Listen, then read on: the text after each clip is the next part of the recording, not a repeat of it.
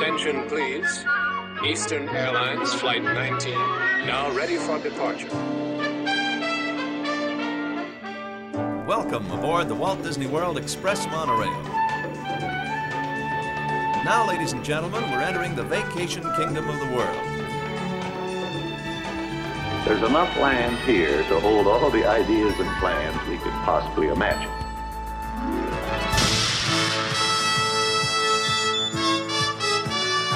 We call it EPCOT. Will be our experimental prototype city of tomorrow. Welcome to another episode of the Retro Disney World podcast, taking you back to the vacation kingdom of the world, the way it was, and the way it is in your memories. All right, welcome everybody back to episode 12 of the Retro Disney World podcast. This month, it's entitled Unveiling the Magic. Yeah, I'm your host, Todd McCartney, and sitting with me, as always, is J2 Kucher. Hi, Todd. How's it going tonight? Good. How are you? Good, good. Hal Bowers. Aloha. Hi, how's it going, pal? Going good. And Brian P. Miles. Greetings from the city of brotherly love. How are you doing tonight, Brian? We're fantastic. Excellent, excellent. So this month, we've got a couple things going on. We're going to talk to a special guest, Michael Crawford, in just a moment here. And he's going to chat with us about his new book called Progress City Primer. And also, we're going to condense our film restoration into the main topic this month. We have been working on restoring a film, and we're going to talk about that in great detail, talk a little bit about the restoration process and how we obtained it and how we were able to get it all restored. And we're going to go through a couple of different scenes and all the different things that we found, because there's a lot of really cool retro things that were in the film. Yeah, the film covers the opening year of the park. So Yep. It was from 1972, and so that's where our title, Unveiling the Magic, comes from, because this is I guess you could say, a world premiere, right, guys? It's the best copy that anybody's ever seen of this film. So most Big definitely. deal. Yeah. So we don't have any corrections and comments this month, do we, guys? Does anybody have anything that came up? I don't think so. All right, we must have done a good job then. So, all right, well, let's move on here. Michael Crawford is joining us tonight. Michael, how are you this evening? Oh, excellent. Thanks very much. Very happy to be here. Yeah, thanks for joining us. So I want you to give us a little background. You have this new book, the Progress City Primer. I believe it just came out a short time ago, a couple days ago.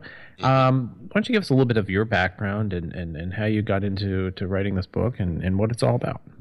Well, I've been pretty much, probably like many of the listeners, a longtime Walt Disney World person. And like many of us, grew up going down there and was the history nerd from an early age. So about 2007, I guess it was, I started blogging about just whatever random elements of Disney history suited my fancy at Progress City, USA. And last year, I had thought about it for a while, and I'd had a couple of people ask, and decided to put together some of the things that I'd written for on my blog, some of the things I'd written for the Walt Disney Family Foundation for their blog, and some things that I had written for D23, and some new stuff. And I kind of put it together in a collection, which just came out, like you said. And it's unlike a lot of books that kind of focus on one topic, it's just a kind of grab bag of things here and there from throughout Disney history, some going all the way back to Walt, and some, a lot of EPCOT stuff, because I was a child of EPCOT, and just from here and there throughout history. Excellent. So how long did the research and the book take you to compile and put together? Because I know you've been writing things for years, but... Well, it took me... a lot of the things are based on, research and writing that I've done over the last, 7 years. Mm-hmm. But from the start of the project, it took about a year to put everything together. And, I self-published this, so I wanted it to be nice. I wanted everything to be nice. So from the writing the new material, editing the old material, I went back, and the funny thing about looking at stuff you wrote 7 years ago is you always learn more. You're always finding out things that you thought was correct was wrong, and finding out more information. And things you find along the way. So, like, I had written a story about G-Ro, the GE robot that was at Horizons, and that was on the blog years ago. But since then, I had found this really insane, like, biography of him that had his, like, official biography from Imagineering at the time. So I went back and added in a lot of stuff. So from all that and, the simple stuff like typesetting and editing and all that, it took about a year to put it all together. Okay. Now, how do you have the book organized in terms of, is it chronological history, or do you have it laid out in specific areas, about Walt Disney World? Well, it's in different sections. It kind of flows chronologically in that it starts with Walt. The first, I'm not sure how many chapters are about Walt. And then there are a few chapters about different Imagineers, stories about different Imagineers, and then stories about, they're just sort of thematically related. So everything about EPCOT is together. Everything about, I have a section about weird elements from theme park past, weird little stories, and those are all together. So, and then a section at the end that are never worlds, which are the Disney that never was, things like Disney's America and Port Disney in California, things that they planned but never built. So it's just sort of thematically connected. Yeah, and for fans of the show, there's some of these sections you would almost think were written as companions to episodes that we've had, like a section on the Stoleport and some of the design at Epcot that Hal has touched on during the show. So I mean, there's a lot of really great stuff in here. There's some great pictures. I haven't gotten through the entire book. I've skimmed through it and read some of the articles, including the connection between Epcot and Smokey and the Bandit. Exactly. Yeah. I think you're right. There's a lot of crossover. Because I listen to you guys, and the stuff that you talk about is the stuff that I write about. So there's some early, there's a section that's kind of Vacation Kingdom themed things, and then there's a section there specifically about Epcot's development, and then a big chapter on Horizons, because that was my favorite of all time. So a long thing about its development and kind of how scene by scene it came together. Well, and I'll say your site, Progress City USA, has certainly been a resource that we've used for cross-checking things, before we go on air. So it's a great site and now has become a wonderful book that I think everyone should have. Well, thanks. Yeah. So Michael, do you have one or two maybe specific anecdotal stories from your research, or even things that you put in the book that you'd like to tell the listeners? Well, there are a lot of, I like the really weird stuff.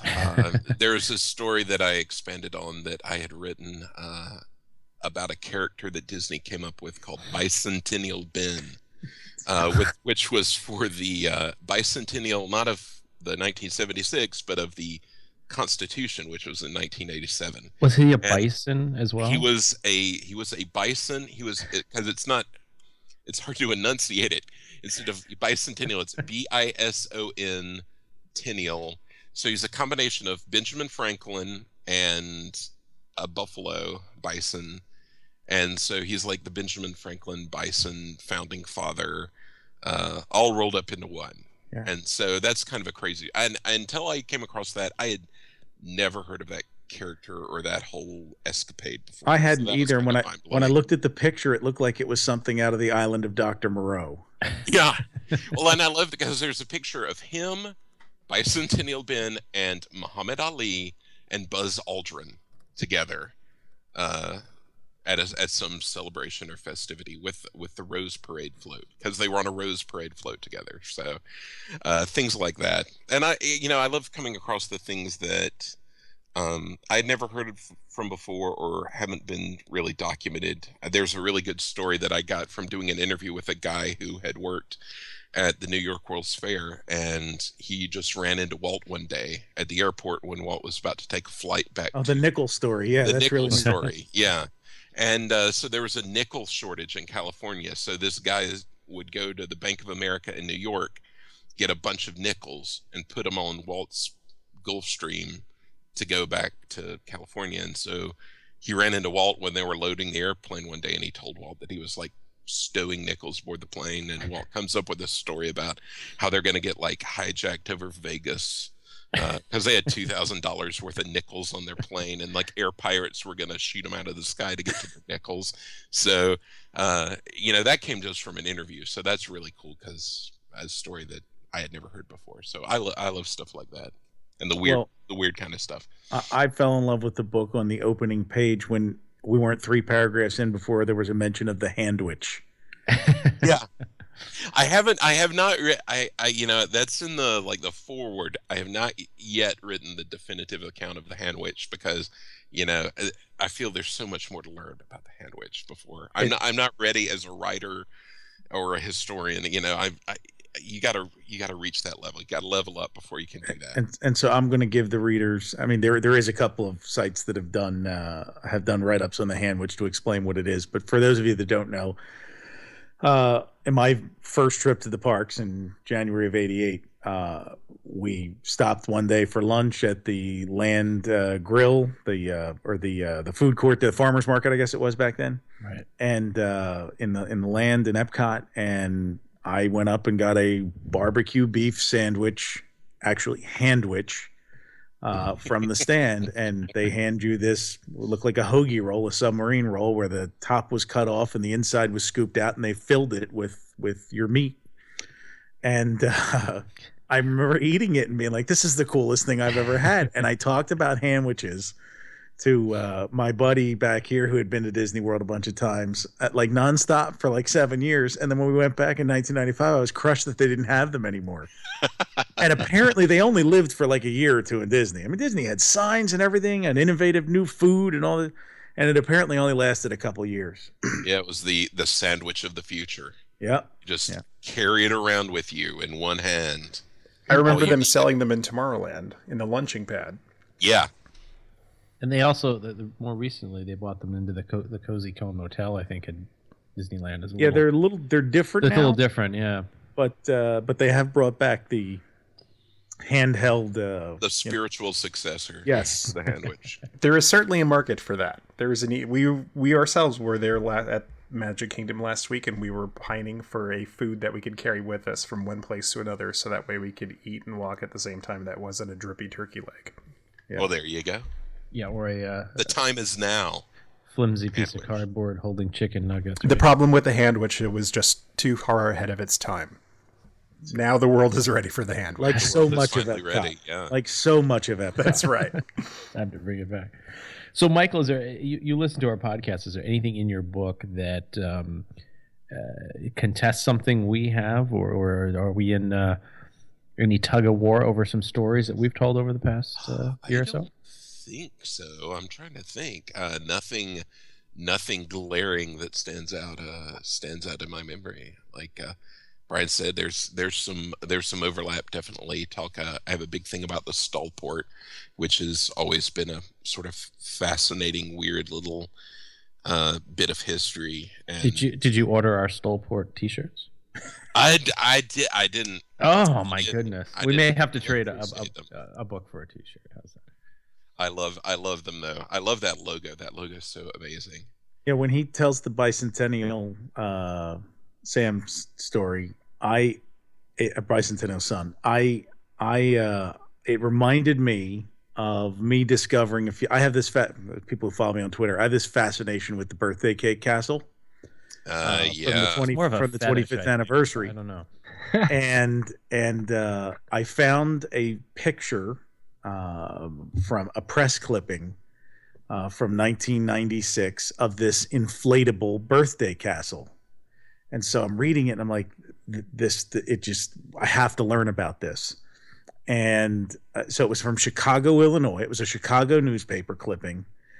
And through a tremendous amount of effort, because it was not readily information that was available anywhere, apparently Disney sent this inflatable castle on a 25 cities tour to promote the 25th anniversary of the Magic Kingdom.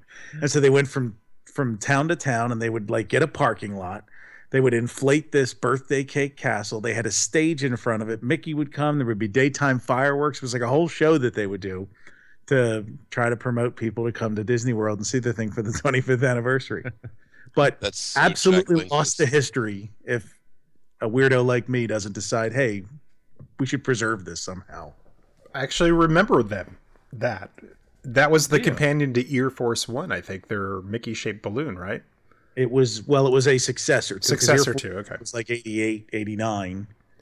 And then which they sent around, I guess, for Mickey's 50th birthday was 88, right? I think it started with the 15th anniversary, the 15 years of Okay. Disney World. Yeah. So good stuff. And by the way, we've gotten some great stuff on the Air Force One, which was a balloon that was shaped like Mickey's head, a hot air balloon, from some of the people who actually operated it. And we've gotten, someday we'll do an episode on that, but they just talked about they didn't fly it very often because it was a bear to control. And all of a sudden it would end up floating over the Florida wilderness and you're landing in a gator patch. And so it did not fly very often. The few times it flew, they took pictures. That's why, yeah, they got that like pan by video. Looks like a drone shot it or something. Yep. And then they sent Regis up in it. They had one. Yeah. Of course they did. Nice. One shaped like the castle and one shaped like Donald Duck. So. There's other ones. Okay. But so those stories aren't in this book, but lots of stories like that are. And so Exactly. You should order it. And Michael, why don't you tell them where they can get the book? Well, you can find all the links. It's available at Amazon and Barnes & Noble and all those places. But you can find all the links at progresscityprimer.com or just progresscityusa.com and follow the links. But it's available in paperback, hardback, and ebook for a variety of devices. So and this month, Michael has generously agreed to donate a copy that he may even autograph for the winner. Think so. This month's audio puzzler, which you'll hear about later in the show. Whoa, right. Autographed? Dang. That raises the value. Yeah, jealous. You're a member of Retro Disney World. You're ineligible. I'm sorry, JT. All right. So is there a Kindle version? There is a Kindle version. I'll have to check. I don't think the Kindle version is active yet. Amazon has a really prolonged check process to get it through, but it should be up any day now. Okay, all right. So it's already on iBook Store. Oh, how about that? Okay. Look at that.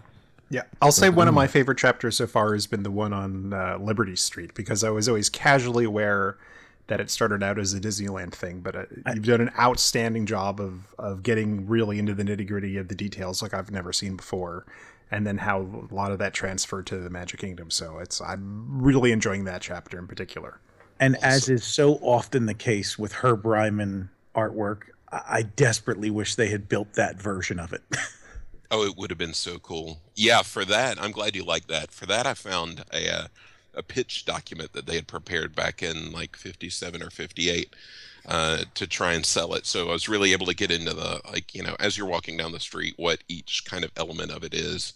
And it would have been so cool. Like each of the little shops would have had a little vignette out the window behind like Mount Vernon or the Boston waterfront with the ships and everything. It would have been really cool. So much great stuff. Like they tried to like shove into that alleyway in Disneyland and just never managed to pull it off, between Liberty Street and International Square and even Edison Square. It's like you look at that and you're like, okay, I see how we got to Carousel of Progress, but man, wouldn't it have been awesome if they did that. Yeah, Edison Square would have been really cool. All of those little ideas would have been just these really themed little areas that would have all been really neat to see. Well, Michael, I appreciate having you on the show here. You going to stick around for a little bit for the rest of the episode? I'd love to. Excellent. Fantastic. So again, progresscityusa.com or progresscityprimer.com, Amazon, iTunes, all the Apple stuff. Get a copy of Michael's book. All right, so this month's main topic is actually where our title comes from, which is Unveiling the Magic. For a couple months now, we've been talking about us being able to procure a film. And the film that we were able to get is called The Magic of Walt Disney World, and that's from 1972. We were able, through an auction, able to pick up an original copy of the film on 16 millimeter. It's a huge 1,200-foot reel. For those of you interested in that, it's almost a quarter of a mile of film. And what's particularly interesting about this is that there has not been a single copy of this film out there yet that has been restored. So what we did is we put a project together on Patreon, and about 35 different individuals donated funds to help with the restoration, the transfer, the shipping, and all that to get this film completed. So we're going to talk a little bit about the history tonight, the restoration that we did, and also talk about different shots and different things that you're going to see in this film. It's a very rare piece. I know, Brian, Michael, you've got some background, a little bit of where this film came from, why, and where people first were able to see it. Well, let Michael start with how it was originally shown to the public. Well, it was part of a pretty amazing triple feature bill. It was shown in theaters, which is kind of crazy to think about now. Going to the theater and seeing a half-hour movie about Walt Disney World. But it was shown before the Dean Jones classic Snowball Express. And also on the bill with, just kind of amazingly, Saludos Amigos. So that's really a tour around the world. And you consider the running time of those films plus this, wow. This is almost a half hour long in the theater for nearly 3 hours, probably. Yeah, and I don't know how many times they released Saludos or Caballeros. I don't think they really ever did. So it's kind of interesting to me that, it's the shortest of the sort of old Disney feature animation films. It's not very long. Mm-hmm. So I guess they were just looking for random things to drop in, and so this is what they came up with. It's kind of a weird combo, but It would make a very entertaining bill. Now, I do understand there's a later version of the film in 1973 that was released as well, but which is a little more rare. Now, Steve Forrest is the narrator, and for those of you who don't recognize the name, he was in a number of TV shows over the years, including Brian. Would you say he was on SWAT? Correct. He was the star of the TV show SWAT. Right. He was also on Gunsmoke, and he did another Disney film. Yeah, he did a bunch of westerns, and then based on that, he was cast as the father in a 1970 Disney western called The Wild Country, which is probably how he ended up getting this gig. And The Wild Country is kind of interesting because it has a couple of kid stars you may have heard of, Ron and Clint Howard. Oh, wow. So, and this film was actually something of a sequel to a film that preceded it, made by most of the same guys from the Disney studios, called Project Florida. And that film, which was a few years before this one, encompassed mostly clips from Walt's 1966 EPCOT film, and then shots of the models and concept artwork for Walt Disney World, and some footage from inside the Walt Disney World Preview Center, which to this day stands on Hotel Plaza Boulevard and is now the home of the Amateur Athletic Union. Right. So, and we should say that Disney has done films like this before, because they did this exact same kind of film for Disneyland in the 60s. And we're going to talk about later, some of the clips are actually from Disneyland that I can tell that they edited in. So now we came about this film. We also have another one that we're going to unveil in a couple months once we're completed with that one. The reason that we did the Patreon fundraising, if you will, is because the technique that we used to scan this was much better than what we normally do for 16 millimeter films, and it was a much higher resolution, much clearer scan. The film is held nice and tight during the scan, so we got a very, very good picture. The color was awful, and we'll certainly post some before and afters. It was extremely red, and we were able to tune it back pretty close to its original.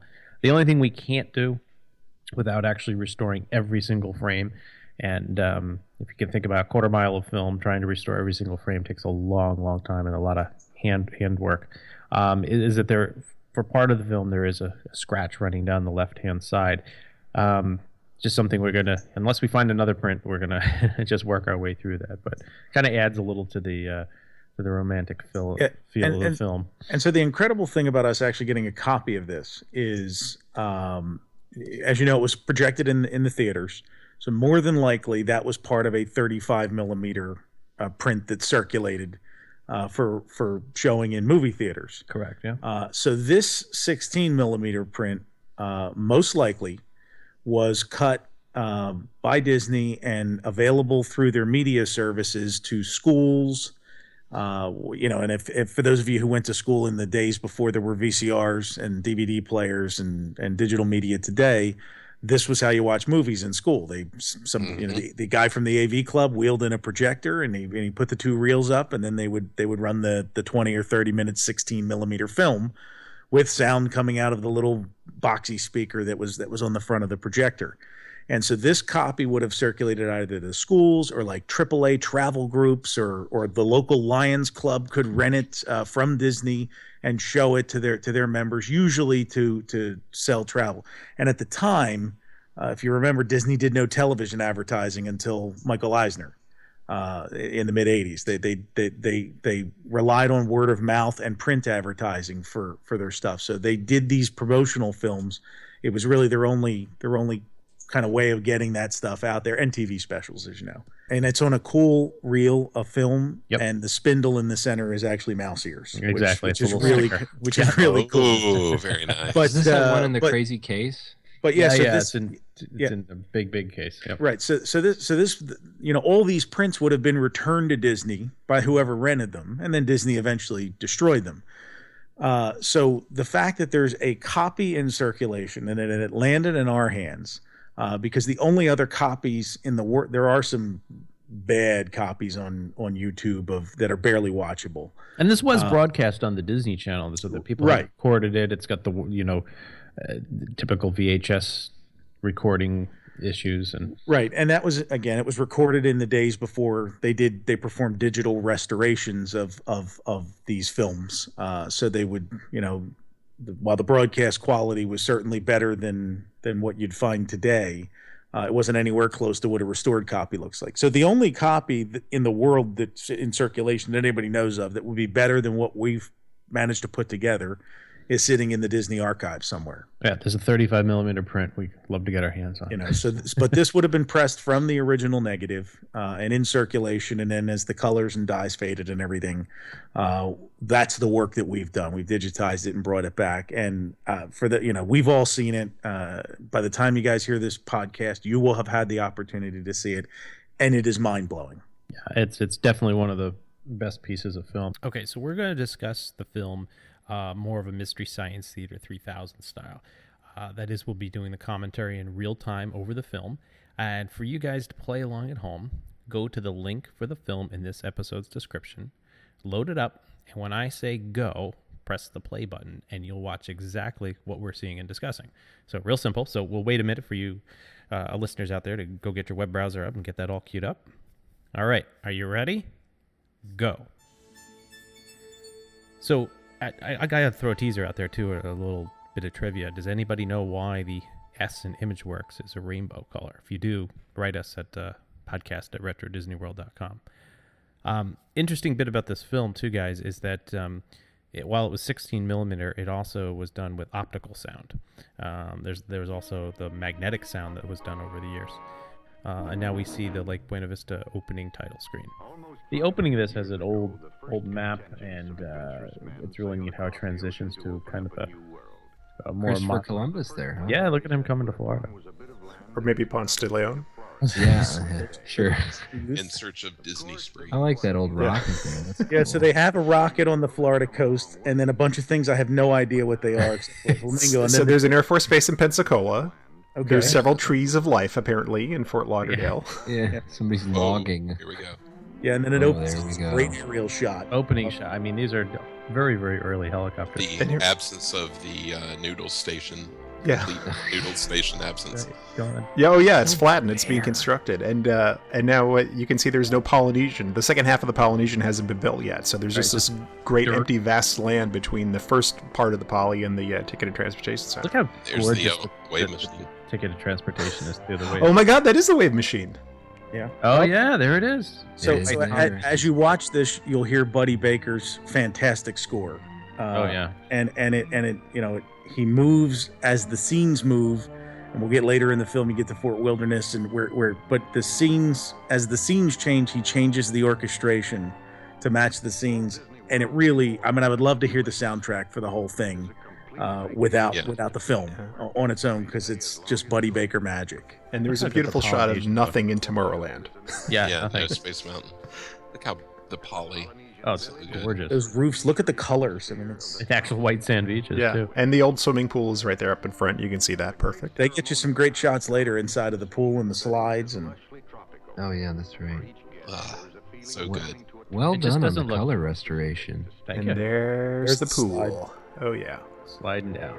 Now you know what's interesting in watching this whole thing is that none of these scenes are staged. These are all real people. In fact, the girls here on the boat coming up in a second, they're like yelling at a kid, "Get out of the way! Get out of the way!" You know, this is just camera rolling. The dangerous world of Seven Seas Lagoon. Yeah, which you would never see from Disney. I mean, today it's always actors. And, so we're not on the monorail here, but we're on something. I think it's the. I think that was the nose. Was that the nose on the monorail? Yeah, I think that's what that carpet up there. Sweet carpet. Now you're flying into the contemporary now to get the modern feel, because they emphasize everything here is super modern. Buddy Baker switches. He breaks into an upbeat drum and bass solo. Yeah, and I think Steve Forrest, he says they don't enter. The monorails don't enter, but they go right through the hotel. And they call it the open mall lobby. And here's Mariachi Chaparral. Mariachi band. I wish there was always a mariachi band waiting for you. Yeah. The guy running out like he's gonna jump. And I like that little service counter bar that you could sit at. I wish they still had that. Yeah. Well, that was like a coffee shop. It was like an all-night coffee shop. So they cut to a shot now. The people shopping in the Grand Canyon concourse. The clothes alone are worth watching this for. I want to go shop there. It's like an awesome. There's the liquor store was called the Spirit World, which is the greatest shop name in the history of Walt Disney World, I think. And that weird corrugated wall, there is one tiny piece of that wall that is left, like around the corner from the sundry shop, that you can still find. Yeah. Now, the shot here of flying over into the Magic Kingdom, Brian, this is one of your holy grails is here as we zoom down onto that sign. This sign at the entrance. It's been bugging you. About to zoom in on. I want to know what this sign says right there at the center of the entrance. And I've stopped frames. I've looked at still photos. I cannot figure it out. It looks like a stern warning. Yeah, there was a it really does. The Magic Kingdom that. I wonder if it was like a we'll be photographing. That's what I'm thinking. They used to have that for years. That said, we're photographing today in the Magic Kingdom. Your likeness might be used. Because that makes sense. Because they got a helicopter. Look at the view from the top of the omnibus. Omnibus. Look at all those vehicles. And not a pair of jeans in sight. No, everybody is well dressed. There's the harassing harassing the poor girl with music. Yeah. She never came back again. House of Magic, Penny Arcade, Center Street. Yeah, the Dapper It's a horrible guy dancing with that girl. Now, you tell me, is this coming up? Is this Jim the piano player? Is that him? I wonder if that's him. It could be, and then suddenly we're off of Main Street and up on the side, but it's just cut in as if it's like continually all part of Main Street. Right. At a parade. Hello. And in fact, there's a shot where it suddenly cuts to Fantasyland for no apparent reason. I don't know. Small hand. What does that girl have in her mouth? There's the girl with the ice cream. Yeah. Well, they go back to an ice cream segment shortly. Yeah. They're cutting back and forth and showing some characters. Oh, there's that freaky poo. Yeah. So there's here's the ice cream segment here. Yeah. Well, the ice cream segment is like my favorite. It's like 57 different people eating ice cream. Yeah, it's nearly 30 seconds of people. And they did love this gag. Didn't they do this in the when the Osmonds go to see the Haunted Mansion? Yeah. They do this gag. They love this gag. Somebody has a weird eating fetish. Yeah. Well, what I love about this era is they never do it. It was like they would almost make fun of like the guests. There's one picture where the old guy is looking at the hot girl. It looks like they're being stalked. Yeah, it's like a stalker film. That's the best. It's like taking with telephoto lenses. It's too long. So here comes and this one was a stage shot. It was clearly a stage shot because they have a crane inside the Crystal Palace. Yeah. But Somebody does break the fourth wall, though. No character infiltration at all. Let me tell you, as a bass player, it's hard to be a wandering bass player. So here comes the shot where you can see the Is this the swan boat shot? Yeah. it comes a little. yeah, There's you a can better see the one dock. later on. It's the track. Yeah, you See can that see track. Oh yeah, there's the track. And I was talking. That's not a. Isn't that even a swan? I guess that is. No, that's some other weird boat that's parked off Yeah. to the side there. Yeah, They're like maintenance boat. there's another shot later on where you can see where it goes from 2 to 1. Right. Tomorrowland signs, as far as the eye I love can here see. they show America the Beautiful twice to make it look like there's more there. Like America the Beautiful and Beautiful the America. The other color. Tomorrowland had nothing back then, as how Oh, covered in our this- first episode. Look at this stage. the awesome. retractable stage in what is today. What the hell's that place called? What the Sunny Eclipses place? Yeah, that's Oh, the and stage. no. Is There's that Buzz the Aldrin? guy Was looking that at Buzz- the. Is that Buzz Aldrin? It's like a Spinal Tap moment. The stage doesn't Yeah, come well, on. yeah. for- Now, So I we- want you guys to look at the light effect that's on the menu board. Like, look Yeah. past the people. There's this really cool. It's going to. Oh, Oh, yeah. yeah. That's Oh, awesome. that's neat. That That's was like there water. for years. Years. The girl was going to town on a hot dog. What the hell? Everybody's got their Somebody else with the Coca-Colas. Coca-Cola representing. Yeah, there That's they go. right. They're going down. They're going down, and the topless teacups are behind them. Oh, yeah. All right, Oh, that was and I think the stage, special car was out there with the flames painted on the side, probably just for this. The one that was usually up on the back. Oh yeah, that's right. That view. Now this Some of is them look full like they're size coming track, along. right? Yeah, this full is the size. this is the biggest it ever was. That girl is scared. Nobody's They eating ice cream. whales Ooh. into him too. Yeah. Twice. That's They a would never rear show end that collision. today. Yeah. No. He actually comments on it in the film. Did you see that maintenance man riding on the hood? No. I have to go He's back. he like taking it to service, like just like a boss. Here we go. 20,000 Leagues Lagoon. So at this point, we get into some of the staged shots of the characters getting on rides, which I think at one point. Did that ever really happen?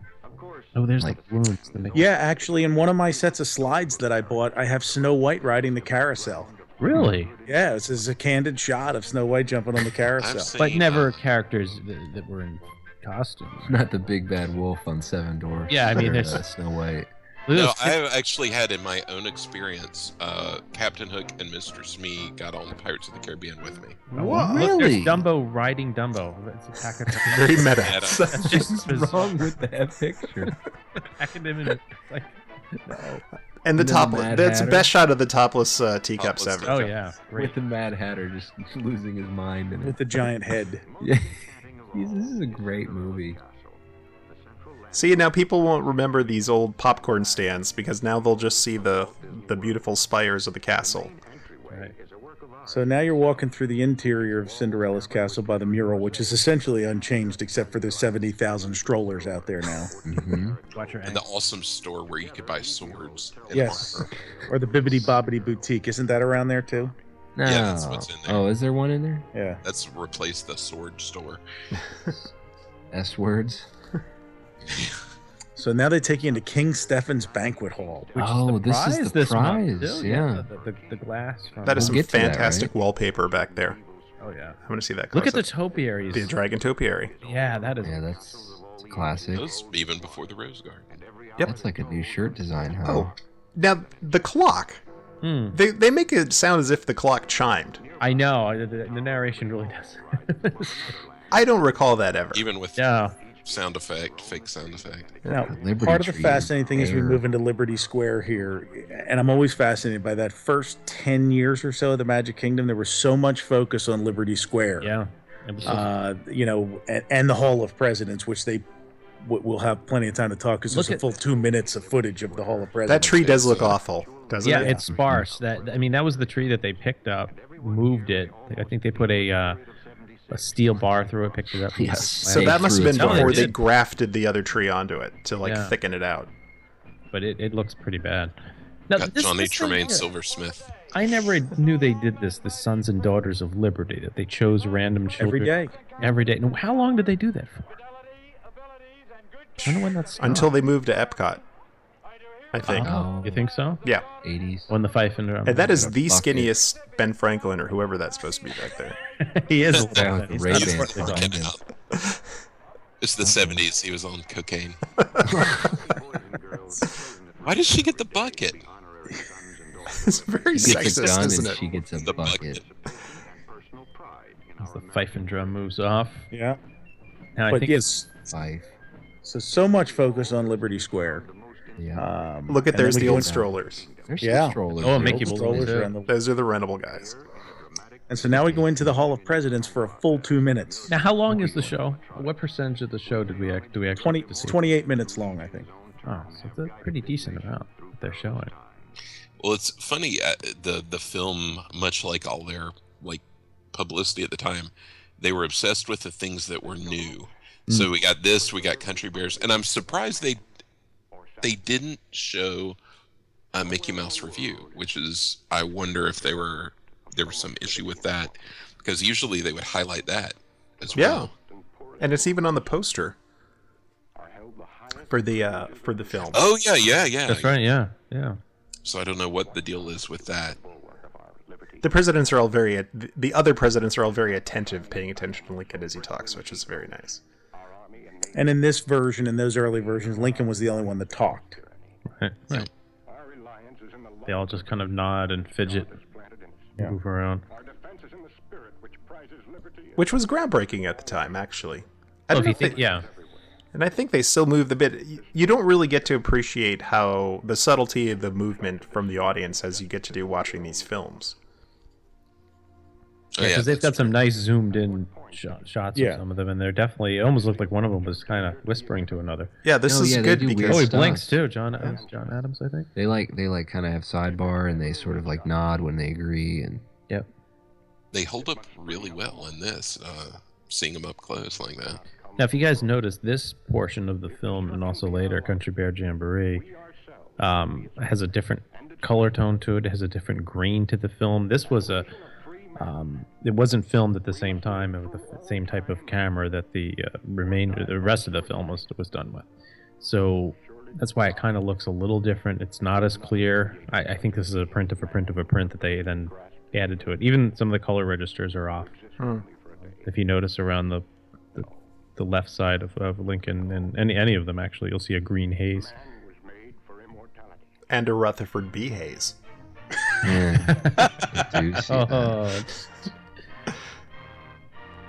Farewell, presidents. There goes the curtain comes. Well, how Lemonade Lucy Hayes would have been very much at home in Walt Disney's alcohol-free Magic That's Kingdom. right. Is Bill Admiral Court Joe on Fowler! this Yeah, boat that Bill driving Court by? may be up there. Look at it's packed. That thing is packed. It's not He's on there not standing room using only. the bar. It always used to be like that, actually, from what I can Look recall. at the shot from the Indian village. How cool is that? Yeah. That is a good shot. It's like Pocahontas. And this shot too, we're looking out. There at he the- is. There's no Beacon Joe there yet. No, there's a fishing one. Dogs there. That's a great shot over the. All bell. the trees are so sparse. It's crazy. Look at everybody craning to look. Too. Yeah. It's like And here's the Haunted Mansion halfway with the awning done. It's like the framework is in for the awning, but they haven't put the awning on yet. not providing Next any week, shade. it's on order. Look at how sparse that And is. there's the the Davy Frontierland cruise, Station. the Frontierland Station, no Tom Sawyer Island yet. No. Canoe. Is coming right over. I wanted him to keep going in that shot. I was like, Yeah, just me keep too. going. There's our Pepsi and Frito-Lay. Olay. A dual-sponsored Country Bear Jamboree. Now this is another one. Again, as I was saying earlier, I think we get about 2 minutes, right, Brian? I think. Something like that, about 90 minutes or 90 seconds, I think, of this one. Again, looking at the color and you look at the grain and the details a lot less. I can't even be. I don't know. Can we confirm that this is indeed footage from Disney World instead of Disneyland? Vice versa, you mean? Vice versa. Sorry. Yeah. So you think it's from there any- Disneyland? Well, just like with Pirates of the Caribbean and Yeah. a couple of other attractions, they just shot things once because it was so expensive to go in there with the lighting and the right cameras and the right setup. It didn't make sense to do it again if it's the same attraction. So Well, I don't think this existed in Disneyland yet. when did Not it at go the time. there? No, It it didn't. came later. Yeah, unless this was set up like in the studio, like some of the Pirates Oh, that's true too. Yeah. was This actually is shot what I dry This was- in the studio. Yeah, if this was at Mapo or something where they just staged it. That's true too. Yeah. All right, I stand corrected. I was thinking that Disneyland came before this. No, This it is came from out Mineral quite King. It was in actually theaters. shot there before they destroyed it. Right. But again, the film is totally, you can tell it's totally different. Yeah, it looks. It's kind of green, almost looks like a television. So here's a one of my open questions. So as a kid, I thought Henry actually said Pepsi Cola Frito-Lay Country Bear Jamboree when he introduced the show, but I can't find any version of that that was ever recorded. So I don't know if I'm just misremembering that, or if he actually mentioned the sponsors by name in his opening intro. So listeners out there, if you know, the toughest part about this extended period of this Country Bear Jamboree is it's delaying us from getting to the water skiers, which are next. They're coming up. Well, we got to get through. No, we go through Adventureland first. Yeah. They got a lot of mileage out of this footage though, because like this and the Presidents, it would show up in like in-room videos and promotional videos for years and years, probably even still today. Oh yeah. They would use just little snippets of this. Yep. In Frontierland, you'll see. And think about, what are they showing here? Audio animatronics. You know, that's probably why there's 2 minutes of it. People are just going, wow, I got to go see that. You know? No, this was a big deal. Yeah. Singing bears, man. Singing bears. There's Big Al doing his thing. There's a thing that I noticed in watching this when they finish Blood on the Saddle and then Big Al does his laugh. I think it's actually Thurl Ravenscroft doing the laugh, but they didn't have Tex Ritter doing it, so they just cut my his guess in. is, looking at this, that it's not a sound stage. I mean, it had to be shot at Might have Disney. been in there. Yeah. They did have an audience. Because it's a fully it's a fully Oh yeah, fixed yeah. thing. Yeah, you got the ceiling and The only thing you're not seeing here are the game on the wall. Right. Here we go. Now we move into Adventureland. Adventureland. Follow our tour guide. Orange bird. Yeah, there she is. She's got her hat on. Look at all those little flags on top This of the shot here of the tikis coming across the Sunshine Tree Terrace is just amazing. Look at this, just human skulls skull. on the bamboo in the back. Oh, fantastic. It's a nice looking place. JP and the Silver Stars. Where's that? It's in the. Is it part of the Adventureland veranda? No, that's out. No, that's actually, you'll kind of see where it is. So now that's been taken over by the carpet stuff. Oh yeah. Okay. But there was actually that little stage built there specifically for them. And there is a really cool thing of like a bird that I've only seen very distant shots of right there with them sort of a sign that I think was attached to the tiki room. Now, what's interesting too in this Jungle Cruise, the narrator calls it the Jungle River Cruise, which I've never heard it called that before. I don't know if that was just an error or. I will tell you, I was upset that they didn't grab a frog shot in this. It may have been gone already. Yeah, and again, look how sparse the African veldt is. I mean, it actually looks like Africa because there's not a whole bunch of trees behind it. There's one of the infrared cameras too that was showing up on the phone. These are really good shots of inside the temple. Yeah, lit by the floodlight. Yeah. Yeah. And probably the best indication of the 1970s costume that the skippers wore. Now, after the elephant bathing pool, obviously we go into the hippo area.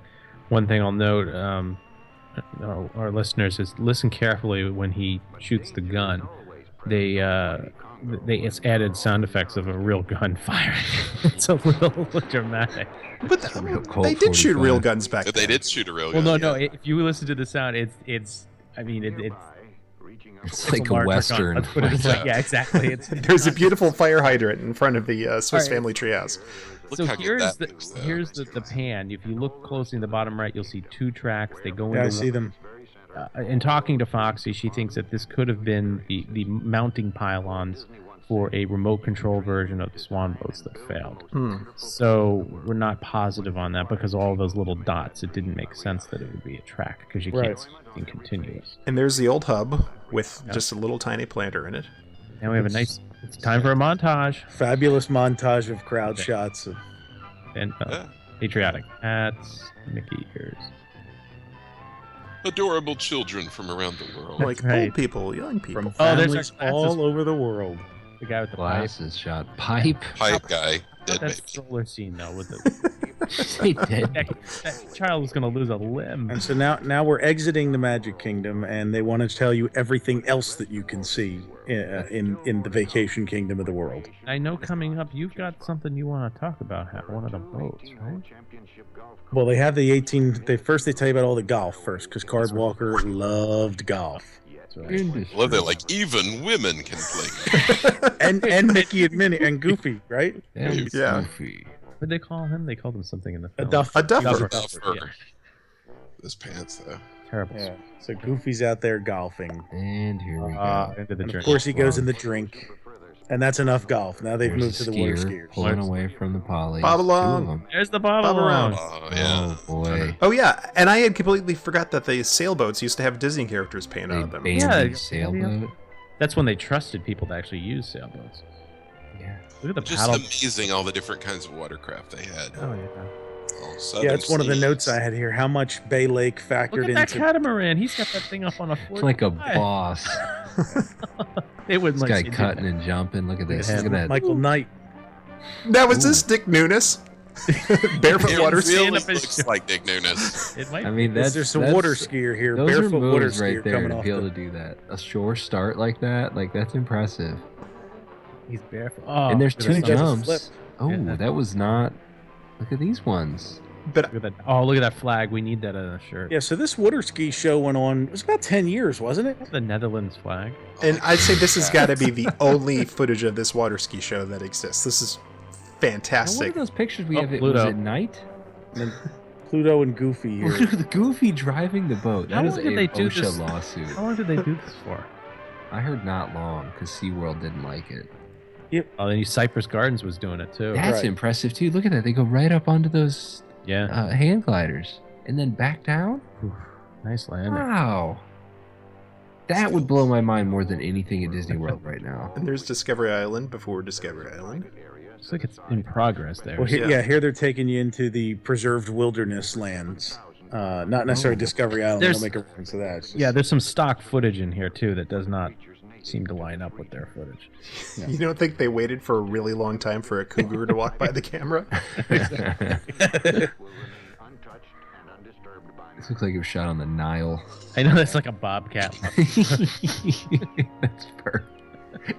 There's the fogs. Don't worry, folks. This is nowhere near Fort Wilderness. You know, Exactly, this crocodile. you're right. I bet a lot of this stuff was pulled from True Life Adventures. True right? Life, Yeah, yeah. yeah, Uh-huh. exactly. Set up your pop-up right by the mountain lion. What was the movie with the kid with the, what was it, a pet bear or pet cougar? Or, I don't know. Check Oh, out here, some of the the Indian kid. campsites. The stuff. here we go. so they Alright, take you through Fort Wilderness. This is fantastic. I Yeah, think I and saw real the quick, Pizza Planet coming truck. up, there's a bus coming up, and I paused it, and I swear it looks articulated. That is Right there. Oh yeah. Articulated. Wow, they had those. There's Elvis, dual like the bus. pilot in the canoe. Elvis. There's Cool. Elvis. Saw him. He's there. Those look like fake rocks. So- There's that so this wilderness is- trail. This is another one where they're taking you through the wilderness, showing you Fort Wilderness, and Buddy Baker has this majestic, like, Old West score.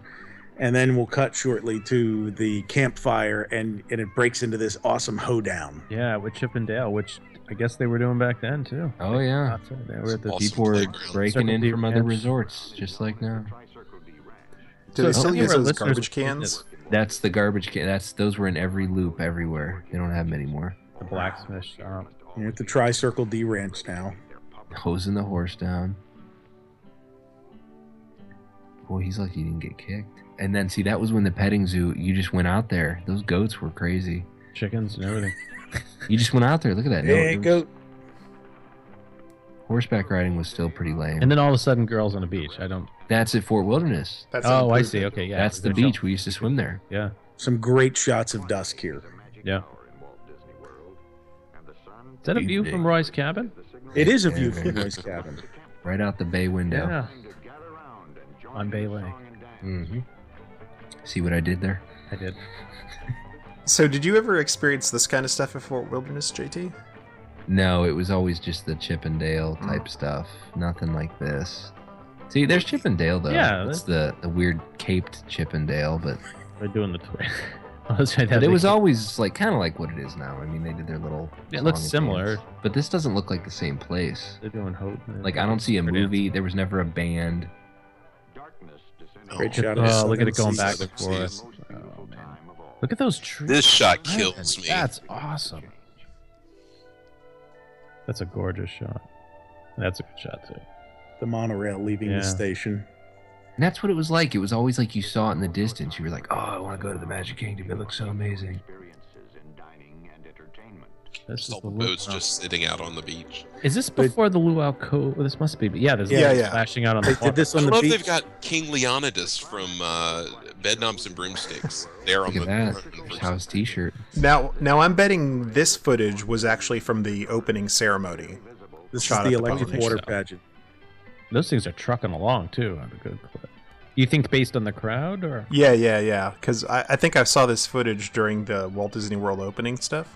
Okay. And it is They're the music they use now for the Main Street Electrical Parade. Right. Which was the music they used then. Oh, look at them dancing on the you could take the Moonlight River. Privately chartered Moonlight Cruise. Yeah. Oh, here we go. This is the best part of the film. We head into the top of the world at the Contemporary. Shield your eyes. Sunglasses. Oh, this isn't good. Oh, Oh. that. What's that poster? Top of the world. Oh, we need that as like a background or a shirt with that. That Joy carpet. to the It's like world. The Shining. It was I got to Kubrick tell you, prior to Kubrick. so the band is now doing Three Dog Night's Joy to the World. That's right. That's Todd Bridges, I believe. He's not too sure of himself. That's the guy from Dawn He of the doesn't look Dead very right confident singing. Oh, she's wow. there. Whoa. She is They are super. super into it. good. Those So cheers. our favorite scene is coming up, where the child will be sleeping on the table. And the Where can I father- get one of those weird jumpsuits? You think? Goodwill. Yeah. It's like a basketball jersey, the shirt they're wearing. Right. Yeah, It does it really is. Over top of that pattern, big collar. But is the basketball jersey one? No, it's a separate piece from These the will pants. be our uniforms All right, here for it comes. Retro Disney World weekend. The kid's sleeping on the table in just a second, and the father could care less. Yeah, you paid $100 a That's seat. I'm gonna eat here. Look at this. What do you want? Boom. What- Look at the fireworks. firework son. behind me. I don't care. I hate you. And There's look at these fireworks. That's something big coming down. Well, Hal said they used to shoot them off during the electrical water pageant too. Yeah, but it looked almost like a hang glider coming down. Yeah. Yeah. Well, the hang glider, that was from the opening ceremony thing. Ah, so maybe these shots too. With Yeah, I the think this was pulled from that. opening. Very interesting. Oh, that's a shot. And the ending That's a shot great shot. with the castle and the fireworks in the The back. lights on the. That is street. fake, by the way. I'm gonna Yeah, I was call gonna it. say. So That's they an optical superimpose effect. that. Then they put a little blur on it. Hey, they superimposed The me. end. So we did add a nice. Do you want to read them off, Todd? We could. These are the people who provided some cash for us to help out with this. The platinum level, Todd West and Rob Hinkle. At the gold, Platinum level. Wow. Matthew Ansher, Thomas Storer, Brian, and Matt Fussfield. At the silver level, Matthew Bellis, Len Yaculo, Matt Chicote, Glenn Welch, Justin Ponzi, Stephen Walterstarf, E.J. Farr, Kurt Miller, Daniel Wilson, Madigan, and John Cox. At the bronze level, Griffin Knack, Brett with 1T, Jose Arturo, Greg Malatek, Jim Burmeister, Slade Bailey. And some other additional supporters, Kyle Barger, Frank S., Jim Wills, Trey Snyder, Kurt Shamala, and Carrie Meister. So thank you to all of you, and also a very special thank you to Foxy at MamKPony on Twitter for her input and helping us get this kicked off. Nice. What'd you think, guys? Oh, that's cool. It's a good one. I want to go to that place, man. Just the top of the world with the whole. Just the top of the world. Yeah. Yeah. You can go to that place because of RetroDisneyWorld.com. That's right. So we do have one other film that, as I mentioned earlier, we have a 16 millimeter print of a film from 1981. We'll be letting everybody know what that is once that's done. But because we raised enough money through Patreon, we're able to restore that and transfer that one as well. So that is in process and will be done. It's not as long as this, but I think we're going to find it almost as interesting, if not a little more interesting, because it's more of a travel commercial, if you will, to get you to not only come to Disney World. It's got a little bit of Disneyland thrown in, but we're going to see a lot of old ephemera as well as footage. So I think we'll enjoy it. All right, so that wraps up this month's main topic, as well as our photo restoration, or film restoration rather. So JT, you rushed down to the mailbag. What do we have this month? Got one from Jonathan Mayfield, and Jonathan said, "Thank you very much for the shout out on the most recent episode about the water transportation. Just like to note," he says, "we are the best," just so everybody knows. And he says, "No secret." Yeah, I do too. Yeah. It's no secret that when EPCOT Center opened, some considerable design and music composition took place within the Walt Disney Company. I was thinking it would be great to hear about EPCOT Center style guide and music, sound design, fonts, entrance music, all that stuff. What do you think? So that's from Jonathan. So what do we got on that, guys? Michael, you may have a little background on some of this, right? Yeah, well, there's conveniently a story in my book about one of the guys who worked on that. Like you said, the interesting thing about EPCOT is it was such a big project. They did it. So much of that stuff was from scratch. And everything throughout Future World had this very distinctive look, the uniform look of fonts and graphics and everything, that really excellent futuristic look of 1982. But each pavilion, as most of us probably remember, had its own distinctive logo. And, each one of these things, each one of the graphics in the park was farmed out to the member of WED's graphics staff, and they did have style guides, which were, of course, amazing, just fantastic graphic design. But a guy by the name of Norm Inouye was one of those guys, and I write a little bit about him in the book because looking back at his career, he was assigned to do, Journey into Imagination Pavilion logo, these iconic logos that we remember. But before he did that, he worked for General Motors, where he came up with the design for the Flaming Chicken, which was the cover ornament of the Trans Am, as seen in Smokey and the Bandit and so many other 1970s things. So this really iconic piece of graphic design from the car world has a connection to EPCOT. Look at that. Excellent. And I have done a considerable amount of research into this as I am a graphic designer, so I think we can definitely put some time aside in a future episode to talk about the original font that was created for EPCOT, because it actually had a custom font made for it, and the people that worked on that, and we have a little bit of knowledge about the entrance music and the signs and stuff. So I think that's a great topic for us to talk about sometime. Yeah, that would be great. That font is amazing. So what a move in the 80s. I want to create a font. It just seems so crazy. It was actually a very sort of common corporate thing, especially for large events. So like if you're throwing an Olympics, for example, it's like you'll actually have someone make a custom font that's used all throughout that Olympic, and they still kind of do that a lot. Yeah. So Disney used it so much that EPCOT font styling. I mean, backstage everywhere. Oh yeah, like cast member doors. Yeah. It was on all the papers that you'd received from the tickets. Got their money's worth. It's on the exit signs. They had custom exit signs made. It's amazing the amount of customization that went into the graphic design work for EPCOT. It's phenomenal. The bill for custom cut lucite signs was huge. Mm-hmm. So, all right. Well, Jonathan, thank you very much for writing in. JT, tell them where they can find us. Anything you have, comments, questions, concerns about the podcast, you'd like to let us know what you think, podcast@retrodisneyworld.com. That's right. Give us a shout out. So one other thing that you guys can do too, also to help support us, we do have our shop set up on Redbubble. So if you go to retrodisneyworld.com/support us, got some other t-shirt designs coming in the future. A couple of them have now been retired. So if you didn't get them, they're gone now. And how do you have anything new in the works? Always. Well, there'll be some surprises there. Come the day that the podcast drops, we'll have something there that you haven't seen before. Listen to that. We got a new one coming. So, all right, sounds good. So let's move on to this month's audio rewind. This month's prize was as we mentioned earlier, was a King Stephen's Banquet Hall mug glass, what you will, crystal glass. And let's take a listen to this month's.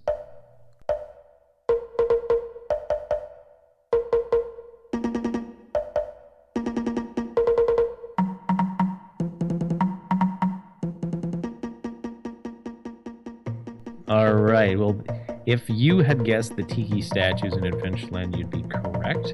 And we had a lot of correct guesses this month. Yeah, we did. We did one of the highest months.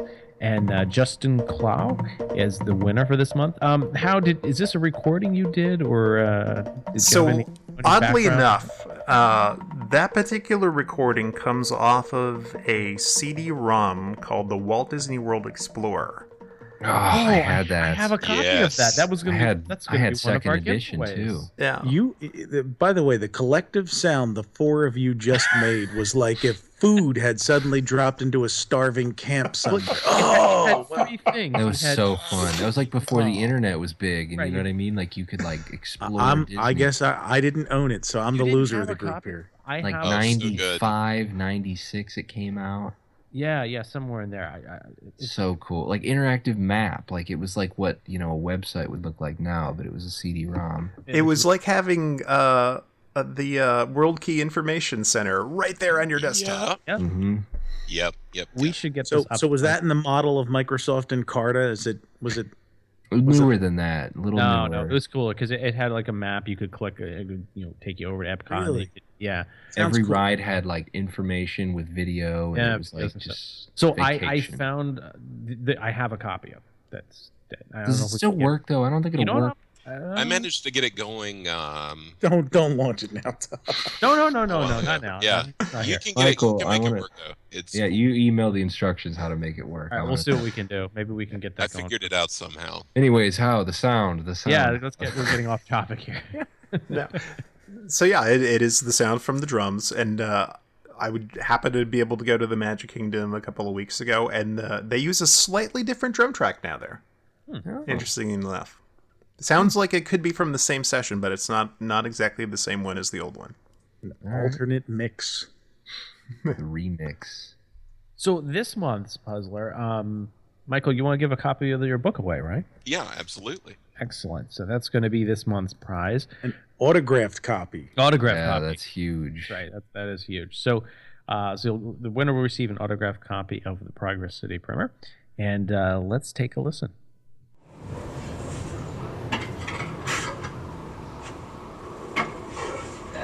Shiver me so. It's dead wore out, I be.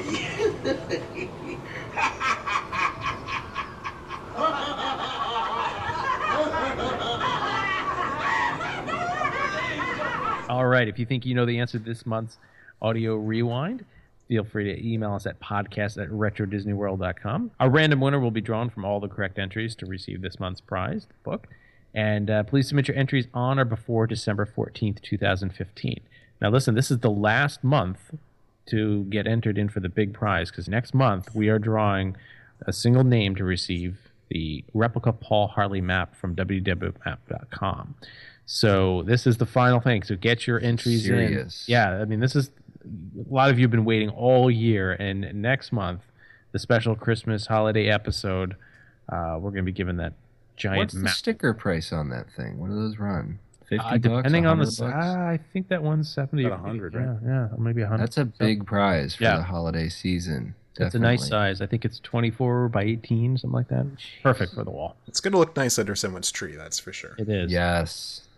So Wrap if bubble say wrap, like way to your go. crazy husband's like nerdy like us, and then they want to, he could just email us your answer and possibly get them a prize for Christmas. Exactly. Are you telling us you want us to email your wife, JT? Yes, because I want it, that and the autograph book. I want all this stuff. Oh, man. All right. So, again, if you know this month's answer, email us at podcast@retrodisneyworld.com. All right. With that, we've got one more thing. As always, we set up a phone number where you, the listener, can leave us a short, under 3-minute message with your memory from Disney World of past years. Give us a call at 978-71-RETRO and leave your message, and we'll get you on the air. So with that said, guys, I think we're closing out this month's. Anything else to add? Yeah, I got one thing. Next month, our episode is the Well, it'll be our first Christmas episode. I won't say the definitive Christmas episode because as you start to research the holidays as they've been done at Walt Disney World, we may just focus on about the first decade this time. But we'll be doing that episode. So if you put out the call again, if you are a former cast member or guest down there that has some odd or different pictures from Christmas, certainly the first 15 or 20 years of the parks in Florida, we would love to see them. You can email them to us or email us and at least tell us what you have. And if you're a cast member that has any stories about either the nativity at downtown Disney at Lake Buena Vista Village back in the day, things like that, if you participated in any of the parades or that kind of stuff, shoot us an email, tweet at us, text messages, leave a voicemail, anything like that, because you may have some information or pictures that we'd like to share with everybody.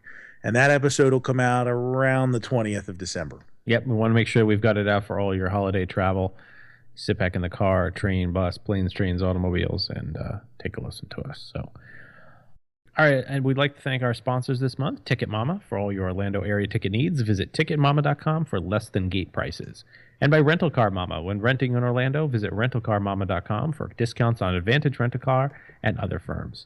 And also by orlandovacation.com, vacation homes and discount hotels for the savvy Florida traveler. And also by wdwmap.com, get your replica Paul Hartley map.